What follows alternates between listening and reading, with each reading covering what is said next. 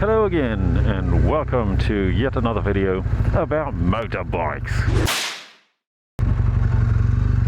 I've got the Triumph T100 from my friend here with the no start issue from the previous video. As you can see, I have started it and gave it a bit of a shakedown, and I replaced the rear disc brake and the disc pads, reconditioned the caliper, changed the spark plugs, the oil filter, gave it an oil change, and now it purrs like a cat.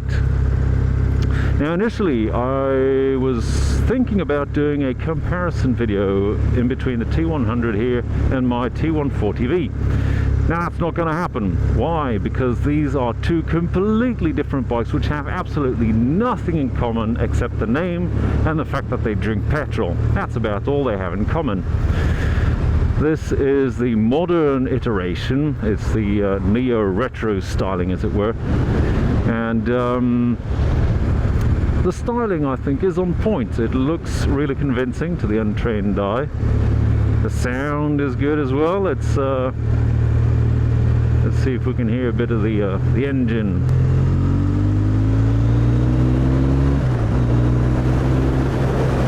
Yep, sounds good. Sounds good. Handles neatly. And yeah, basically you have a modern motorcycle here.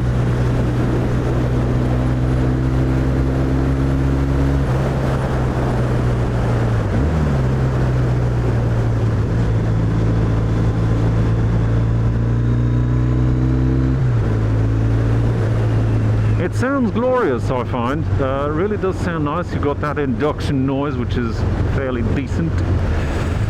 And yeah, performance-wise, it's just a recent bike. By my standards, brand new. Although this one is 22 years old. It's a 2001 model. Still has the carburetors. They switched to electronic fuel injection in 2008, I believe. So yeah, they built in reliability and accompany the style, which is great. It's the best of both worlds. If you want some trouble-free motoring, definitely get one of these bikes,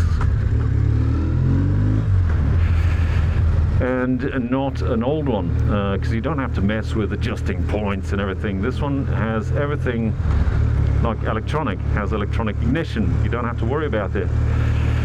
It's fairly simple to work on, and you can get the Haynes manual as well to get the you know, to get all the tech data for it. So it's really pretty straightforward to maintain, very easy, and it's a great all-rounder. You can surely take this bike touring.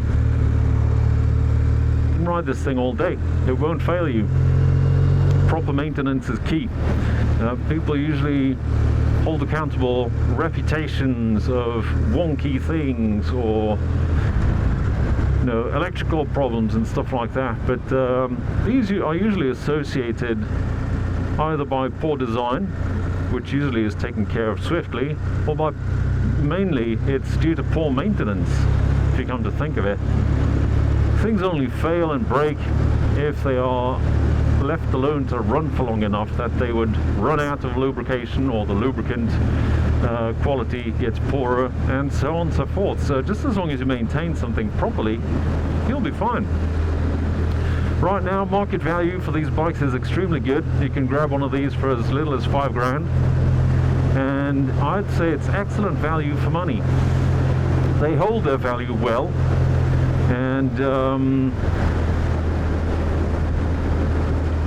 and they have a whole range of accessories to customize them and modify them as well. So all in all, I'd say it's a nice bike to buy if you're looking for something to use on a daily basis. Get one of these. It's fantastic. You get modern braking. You can find neutral, which is not in a haystack. those of you out there who own classic Triumphs will know what I mean. Finding neutral is a bit like trying to find a unicorn in some cases. Which you don't have with this. This really feels pretty much like a Japanese bike. Sounds great too, and pulls like a train. Now, as I said, I'm not going to compare performance of something with the year 2000 and something of the 1970s. That just literally makes absolutely no sense whatsoever.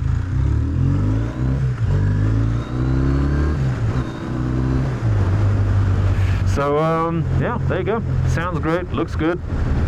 They're easy to maintain. You can source original Triumph parts very easily. And for relatively cheap. They are not expensive to maintain. This is not a BMW K1200 MT. So they're excellent value, really. This one has 54,000 kilometers on the clock and still goes strong. So, yeah, I like it.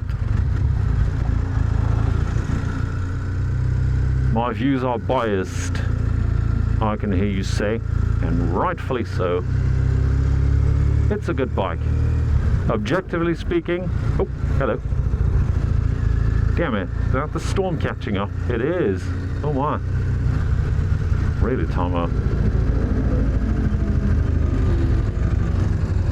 Oh no, it's not. I don't know, it's some sort of motorcycle behind me. What the hell is that? Sounds like you're opening the gates of hell or something. Can you hear that? What is that? So loud.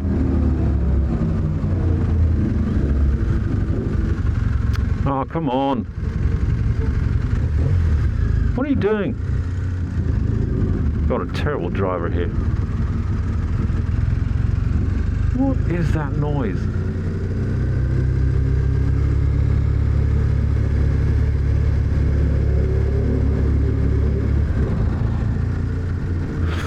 Anyhow, this concludes this very short test drive video. I do hope that you enjoyed it, and I'm looking forward to catching you in the next video. Don't know what it's going to be. Possibly the K1200 LT, which is under the knife, shall I say. It's oh my, yeah, that's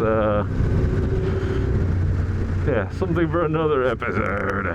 Anyway, thank you all so much for watching. I really do appreciate it. Thank you for leaving your comments.